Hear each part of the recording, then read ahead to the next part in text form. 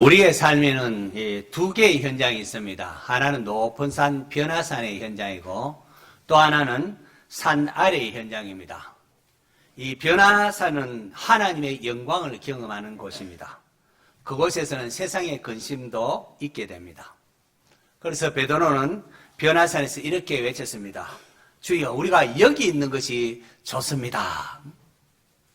그 말은 베드로만의 고백이 아닐 것입니다. 오늘 우리의 고백이기도 합니다. 우리도 은혜로운 예배를 드리면 그런 상태 속에 계속 머물고 싶지 않습니까? 수련회에서 은혜를 받으면 그 감격이 계속되기를 원합니다. 기도원에서 하나님을 깊이 만나는 이런 은혜를 경험하면 이제 다시 세상에 내려가고 싶지를 않습니다. 왜요? 산 아래에는 문제가 많기 때문입니다. 산 아래 내려가면 갈등이 있고 아픔이 있고 또 질병이 있고 그렇습니다. 그래서 우리는 계속해서 그냥 변화산에 머물고 싶어 합니다. 그러나 오늘 본문은 우리에게 매우 중요한 사실을 보여줍니다. 예수님은 변화산에서 계속 머물지를 않으셨습니다. 베드로가 주님 여기가 좋습니다. 우리가 초막 셋을 짓고 여기 갑시다 라고 할 때에 주님께서는 그들을 데리고 제자들과 함께 산 아래로 내려오셨습니다. 왜요? 산 아래에는 예수님을 기다리는 사람들이 있었기 때문입니다. 다시 말해서 감당해야 할 사명이 있기 때문입니다. 생각해보면 바로 이것이 예수님의 삶이라 할 수 있습니다. 예수님 원래 하늘의 영광 가운데 계셨습니다. 천군 천사의 찬송을 받으시던 분입니다. 그런데 그 영광의 보좌를 두고 죄로 인하여 죽음과 아픔과 눈물이 있는 이 세상으로 내려오셨습니다. 이것이 성육신 사건입니다.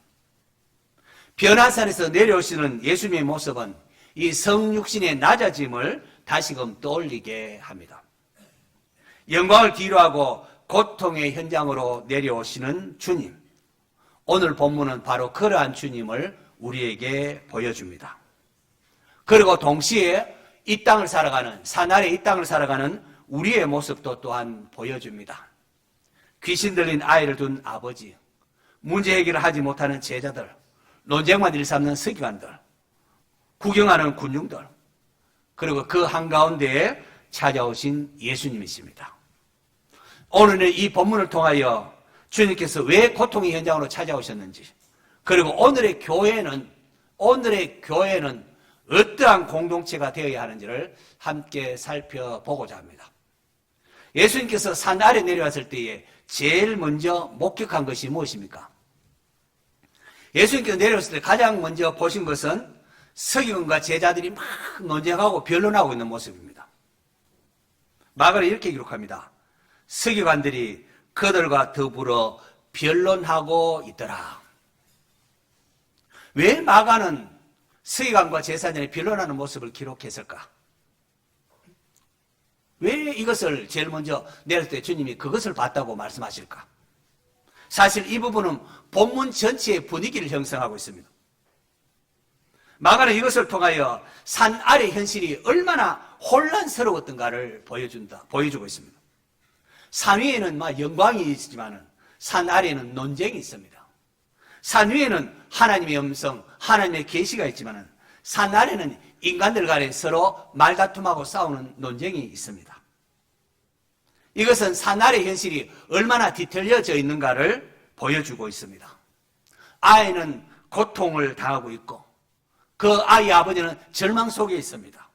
그런데 그 현장에서 논쟁만 있다는 겁니다. 사람을 살려야 할 자리에 말싸움이 벌어지고 있었다는 거죠. 오늘 본문 보시면은 한 아버지가 귀신 들린 아이를 데리고 제자들에게 왔습니다. 그러나 제자들은 고치지를 못했습니다. 그러자 서기관들은 그들의 실패를 막 이용하여 제자들과 예수님 그들을 막 공격합니다. 아, 너희 선생님 능력이 많다더니만은 왜 너희는 귀신도 하나 쫓아내지 못하느냐? 너희도 결국은 별 수 없지 않느냐? 라는 식으로 말입니다. 흥미로운 것은 서기관들이 이 아이의 고통을 서기관들도 이 아이의 고통을 해결하지 못한 채 논쟁만 삼고 있다는 겁니다. 고통받는 사람은 뒷전이고 종교적인 논쟁만 앞에 나와 있는 이 서글픈 현실을 우리에게 보여주고 있습니다.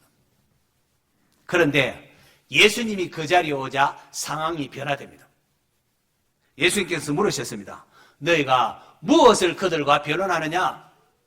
이 질문은 논쟁의 본질을 드러내는 질문입니다. 아울러 이 질문은 제자들의 무능을 스스로 돌아보게 만드는 질문이기도 합니다. 그리고 다시금 고통당하는 사람에게 시선을 돌리게 하는 질문이었습니다. 그러자 무리 가운데 한 명이 예수님께 대답합니다. 선생님, 말 못하게 귀신 들린 내 아들을 예수님께 데려왔습니다.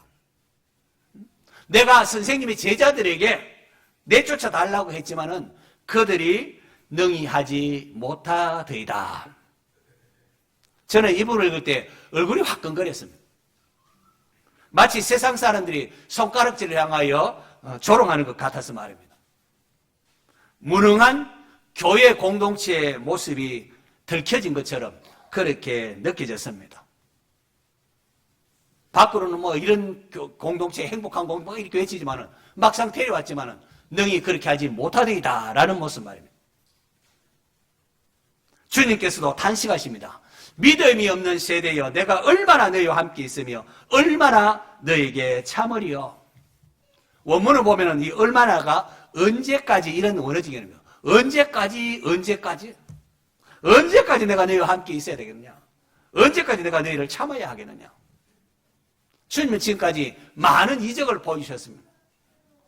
폭풍을 잠잠케 하셨고 예수님 누구신가도 보이셨고 오병이여 칠병이여 풍랑을 경험을 통하여 마침내 제자들부터 너희는 나를 누구라 하느냐? 주는 그리스도시요 살아계신 하나님의 아들이십니다. 이런 고백까지 하게 했습니다.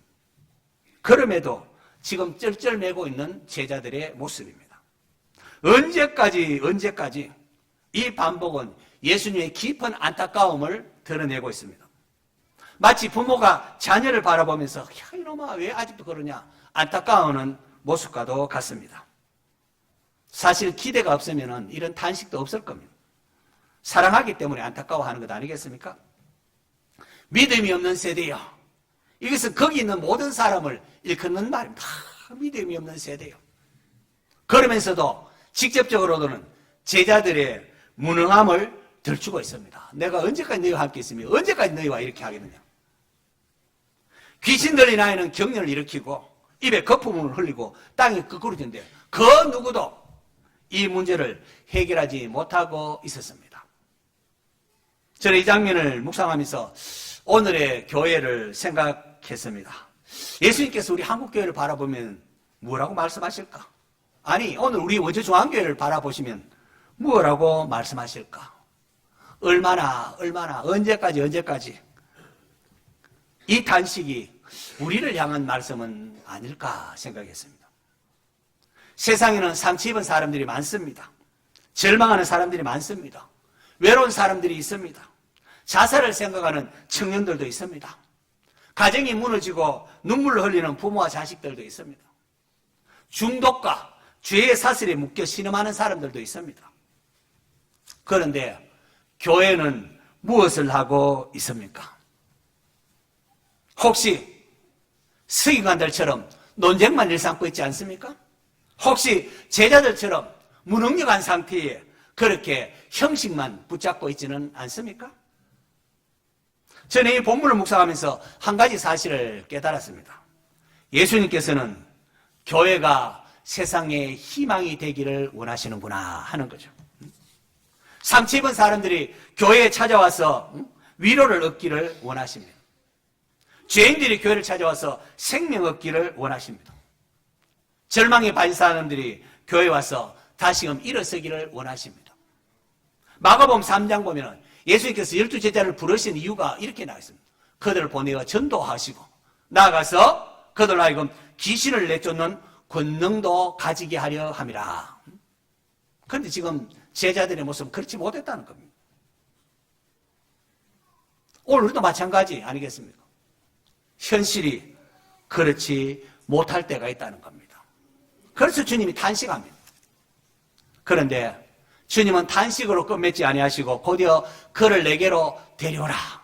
그를 내게로 데려오라라고 하십니다. 이것이 복음입니다. 주님은 포기하지 않으십니다. 그를 내게로 데려오라. 저는 이 말씀이 오늘 교회를 향한 주님의 초청이라고 생각합니다. 교회의 존재의 이유가 이겁니다. 사람들을 예수님께로 데려가는 것. 우리가 구원자가 아닙니다. 목회자가 아무리 능력이 있어도 영혼을 변화시킬 수 없습니다. 교회 장로, 권사, 집사 이 재직들이 아무리 헌신해도 우리가 죄 용서할 수 있는 게 아닙니다. 오직 예수 그리스도만이 구원자십니다. 그러므로 교회의 가장 큰 사명은 사람들을 누구께로요? 예수님께로 데려오게 하는 거예요. 주님은 그 아버지에게 언제부터 이렇게 되었느냐라고 물으십니다. 언제부터 아이가 이런 병이 나느냐 몰라서 주님 물으셨을까요? 그럴 리가 있습니다. 주님은 모든 걸 다 아십니다. 모든 걸 다 아시면서도 그러나 주님은 그 아버지의 입을 통하여 고통의 세월을 말하게 하셨습니다. 어릴 때부터입니다. 어릴 때부터 물 가운데 넘어지고 겉물리고 이래 했습니다. 어릴 때부터입니다. 이 한마디 말 속에는 아이의 오랜 고통만이 아니라 아버지의 오래된 절망도 포함되어 있습니다.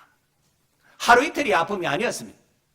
아버지는 아이가 불에도 뛰어들고 물에도 넘어지는 것을 보면서 한순간도 마음을 놓을 수가 없습니다. 혹시 오늘은 무슨 일이 생기지 않을까? 혹시 오늘은 이 아이가 죽지는 않을까? 그렇게 살아온 많은 세월이었습니다. 이곳저곳 수소문하고 도움을 구해봤지만 아무도 이 아이를 고치지를 못했습니다. 주님은 그간의 이러한 눈물의 시간을 아시고 언제부터 이렇게 되었느냐라고 물으신 겁니다. 다시 말해서 네가 얼마나 오래 아팠느냐? 얼마나 오랫동안 이 짐을 지고 살아왔느냐? 그 고통을 내 앞에 말해보거라 라는 주님의 긍휼 어린 초청이었습니다. 지난 월요일날 저희 아버님이 이렇게 부정맥이 있는데 감기약을 먹었더니만 호흡하는 게 굉장히 곤란하다는 소식이 들렸습니다. 그래서 새벽 기도를 마치고 월요일 쉬는 날이지만 새벽 기도 마치자마자 급히 고향 청도에 좀 내려갔습니다. 아버지 몸 좀 어떻습니까? 어디 바람이라도 좀 실어요 가까운 데 다녀올까요? 물었습니다. 그래서 아버지께서 어젯밤에 할머니가 보였단다. 아마 나도 갈 때가 된 모양이다 라고 하시고는 멀리 가기보다도 청도에서 한 가까운 거리에 있는 할아버지 할머니 유해가 있는 납골 땅에 가자고 하셨습니다. 그래서 부모님 모시고 이렇게 갔다 왔습니다. 납골 땅에 할아버지 할머니 유골 있고 옆에 사진을 이렇게 이제 뒀는데 사진을 보고 우리 아버님이 하실 말씀, 엄마 성수 왔다 이런 말씀합니다. 그렇게 말하는데 지나온 삶의 무게가 느껴지는 것 같았습니다. 영화 국제시장 끝부분 주인공 덕수가 방에 걸린 아버지 사진을 이렇게 보면서 아버지 이만하면 잘 살았지요. 근데 내 진짜 힘들었습니다. 이렇게 하는 그게 좀 겹쳐졌습니다. 지금 우리가 이렇게 선진국에 속했다 하지만은 생각해보면 우리 부모 세대가 참 고생을 많이 했습니다. 저도 옆에서 새벽부터 밤늦게까지 참 힘드시고 또 빚 갚으시고 하는 이런 부모님 고생을 지켜봤습니다. 가난한 시대에 태어나서 자신이 못 배운 게 한이 되어서 자식만큼은 어떤 일이 있어도 공부시키려고 했던 그런 부모님이셨습니다. 어쩌면 오늘 본문의 이 아버지, 이 땅의 수많은 부모의 초상인지도 모르겠습니다. 그래서 이 본문은 2000년 전만의 이야기만이 아니라 오늘 우리의 이야기가 하다는 거죠. 병든 자녀를 둔 부모 이야기, 방황하는 자녀를 둔 부모 이야기입니다. 지금까지 힘겹게 이렇게 살았습니다 하면서 삶의 무게를 주님께 아랜 후에 그 아버지는 예수님께 무엇을 좀 하실 수 있거든 우리를 불쌍히 여기사 도와주소서라고 했습니다. 그래서 예수님께서 할 수 있거든이 무슨 말이냐? 믿는 자에게 능히 하지 못할 일이 없느니라고 하셨습니다. 저는 이 말씀이 단지 아버지를 책망하기 위한 것만은 아니라고 생각합니다. 그를 믿음의 자리로 초청하기 위한 말씀입니다. 할 수 있거든 무슨 말이냐? 믿는 자에게는 능히 하지 못할 일이 없느니라. 문제는 예수님께서 문제는 내게 있는 것이 하나님께 있는 것이 아니라 너희들이 믿음으로 내게 나오느냐 그것이 문제라는 겁니다. 주님의 말씀을 듣고 그 아버지가 외칩니다. 큰 소리로 외치다. 내가 믿나이다. 나의 믿음 없는 것을 도와주소서. 믿는다는 말입니까? 안 믿는다는 말입니까? 내가 믿나이다. 그리고는 나의 믿음 없는 것을 도와주소서. 믿는다는 말과 믿음이 없다는 말이 한 문장에 있습니다. 모순처럼 보이지 않습니까? 그러나 바로 이것이 우리의 현실을 잘 드러내고 있다고 생각을 합니다. 우리는 흔히 믿음을 너무 이상적인 거로만 생각합니다. 믿음하면 전혀 두려움도 없고 의심도 없고 흔들리지 않는 그런 거라고 생각합니다. 그런데 여러분 성경에 나와 있는 믿음의 사람들 한번 보십시오. 아브라함도 흔들렸습니다. 모세도 두려웠습니다. 엘리야도 낙심했습니다. 베드로도 물에 빠졌습니다. 심지어 예수님 12제자 중에 한 명 도마도 의심했습니다. 성경에 나와 있는 믿음의 사람들, 그들 역시 완벽하지 않았습니다. 그들도 역시 연약한 인간들이었습니다. 그런데 그 연약함을 가지고 주님께 나아온 사람들이라는 겁니다. 주님은 흔들리는 믿음이라도 그것을 주님께 가지고 나오는 사람들을 외면하지 않으셨습니다. 오히려 믿음이 없는 것을 도와달라고 부르짖는 아버지를 받아주셨습니다. 그러므로 성도는 때때로 이렇게 기도할 수가 있습니다. 주님 믿습니다. 그러나 두렵습니다. 주님 의지합니다. 그러나 흔들립니다. 주님 나의 믿음 없는 것을 도와주소서. 주님은 그런 기도를 외면하지 않으십니다. 예수님께서는 더러운 귀신을 꾸짖으사 내어 쫓으시고 그 아이를 깨끗이 고쳐주셨습니다. 할렐루야. 이제 그런 일이 있고 예수님 집에 들어가시니까 제자들이 나와 조용히 묻습니다. 조용히라고 했는데 원문대로 말하면 따로 사적으로 개인적으로 privately 이렇게 영어로는 privately 해서 따로 예수님께 묻습니다. 우리는 어찌하여 능히 그 귀신을 쫓아내지 못하였나이까? 뭐 제자들도 아마 귀신 꾸짖고 안 해. 예수님처럼 그렇게 안 했겠습니까? 그런데 우리는 안 되더라는 겁니다. 우리는 왜 어찌하여 능히 귀신 쫓아내지 못하였습니까? 저는 이 질문이 오늘 우리의 질문이어야 한다고 생각을 합니다. 성도 여러분, 교회는 세상과 담을 쌓는 그런 공동체가 아닙니다. 교회는 고통의 현장에 들어가는 그런 공동체입니다. 뭐 저런 산속에 가 있지만은 교회는 그렇지 않습니다.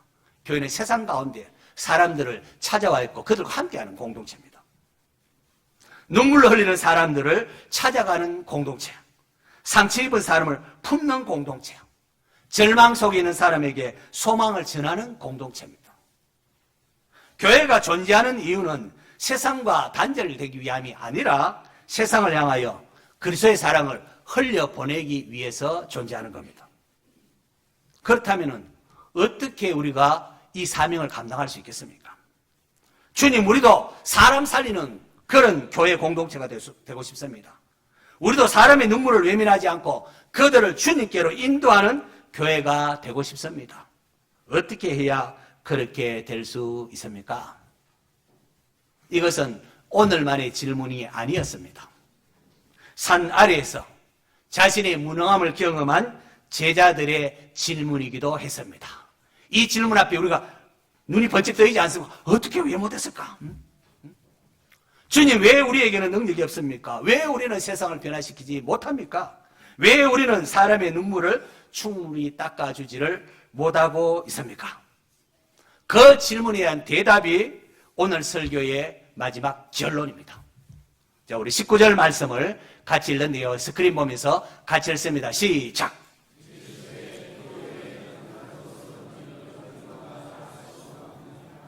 한 번 더 읽을까요? 시작!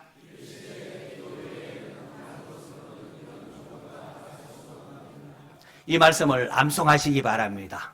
이 말씀을 암송하셔서 한 주간 사셔야 됩니다. 이러시되 기도 외에는 다른 것으로는 이런 종류가 나갈 수 없느니라. 예수님은 제자들이 기술이 부족하다, 경험이 부족하다고 말씀하지 않습니다. 말솜씨가 없어서 그렇다고 말씀하지 않습니다. 주님은 그들에게 기도 외에는 다른 것으로 이런 종류가 나갈 수 없느니라. 물론 제자의 입으로 아무 말도 하지 않았다는 뜻은 아닐 것입니다.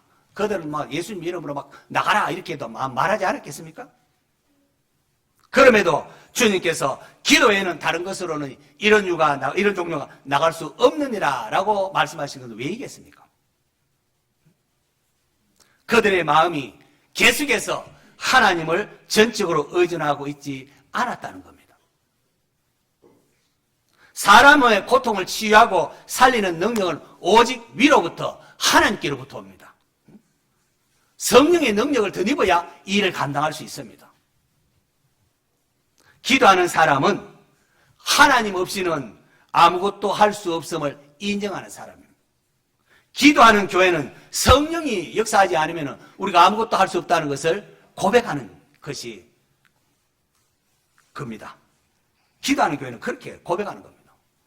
바로 그런 교회를 통하여 하나님은 일하십니다. 하나님이 하셔야 됩니다. 성령님 역사하셔야 됩니다. 이렇게 인정하고 고백하는 교회를 통하여 하나님께서 일하신다는 겁니다. 초대교회가 그랬습니다. 그들은 오늘처럼 이렇게 대단한 신식 그런 건물 없었습니다. 많은 돈이 있었냐 재정이 있었냐 그렇지도 않습니다. 사회적인 영향력도 변변치 않은 그런 사람 아니었습니까? 그러나 그들에게는 성령의 능력이 있었습니다. 왜요? 그들은 함께 기도하는 공동체였기 때문입니다. 성령의 능력을 듣는 비결은 말씀과 기도 외에 다른 게 없습니다. 말씀과 기도 그리고 성례 이거 외에 다른 게 없습니다. 성도 여러분, 교회가 기도를 잃으면은 나타나는 증상이 말이 많아집니다. 논쟁이 많아집니다. 비판이 많아집니다. 이래야 된다. 내 생각이 저래야 된다. 각자 자기의 생각을 말하면서 방법은 많이 내놓는데 능력이 상실됩니다. 사람을 살려야 할 자리에 서로를 비난합니다. 이게 옳다 저게 옳다 서로 비난합니다. 눈물을 닦아줘야 할 그 자리에 누가 옳으냐 누가 그러냐 그것만 따지게 됩니다. 산 아래에 있는 서기관들이 그랬고 제자들이 그랬다는 겁니다. 고통당하는 아이 앞에서 기도하지 못하니까 결국 제자들도 예전에 누구라 했다 하면서 서기관들과 변론만 할 따름이라는 거죠. 그러나 교회가 기도를 회복하면 달라집니다. 기도하는 교회는 먼저 하나님의 마음을 품게 돼요. 하나님 뜻이든 하나님의 마음을 품습니다. 기도하는 성도는 고통당하는 사람을 정죄하기 전에 긍휼히 여기게 됩니다. 기도하면서 바뀝니다. 또 자기도. 기도하는 공동체는 문제 앞에서 당하지 아니하고 주님 앞에 엎드립니다. 우리가 해결하겠다. 큰 소리 치지 않습니다. 오히려 주님, 우리를 통하여 주님의 긍휼을 나타내 주시옵소서 엎드립니다. 사람을 살리는 교회는 결국 기도하는 교회입니다. 오늘 우리 교회는 어떻습니까? 주님 오늘 우리에게 물으십니다. 너희가 정말로 사람 살리는 공동체가 되기를 원하느냐? 내 생각에는 이 생각에는 이거 하기 전에 엎드리라고 합니다. 정말로 고통당하는 영혼 곁에 정말로 서기를 원하느냐? 폼만 재고 싶은 거 아니냐? 정말로 사나리의 현실을 외면하지 않는 그런 교회가 되기를 원하느냐 물으십니다. 정말로 그렇다면 먼저 기도의 자리를 회복하시기를 바랍니다. 우리 교회가 기도하는 교회가 되기를 바랍니다. 오늘 우리 젊은이들, 오늘 우리의 중직자들, 여러분 우리 어떻습니까 여러분? 우리의 소그룹이 저는 무엇보다도 우리가 지식 나누는 게 아니라 우리 소그룹이 서로를 위하여 기도하는 그런 공동체가 되기를 간절히 바랍니다. 그거 위해서 혼자는 넘어지지만 서로를 위하여 기도하면 삼겹살은 쉽게 끊어지지 않는 그런 함께 자라는 공동체 되자는 그거 아니겠습니까? 기도 없는 교회는 고통의 현장에서 서로 반박하고 논쟁하지만은 기도하는 교회는 고통의 현장에서 사람을 살려냅니다. 우리 원주중앙교회는 논쟁하는 공동체가 아니라 영혼을 살리는 공동체가 되어야 합니다. 그런데 그것은 우리 힘으로 할 수 없습니다. 기도 외에는 다른 것으로는 이런 종류가 나갈 수 없느니라. 이 주님의 말씀을 붙잡으셔야 됩니다.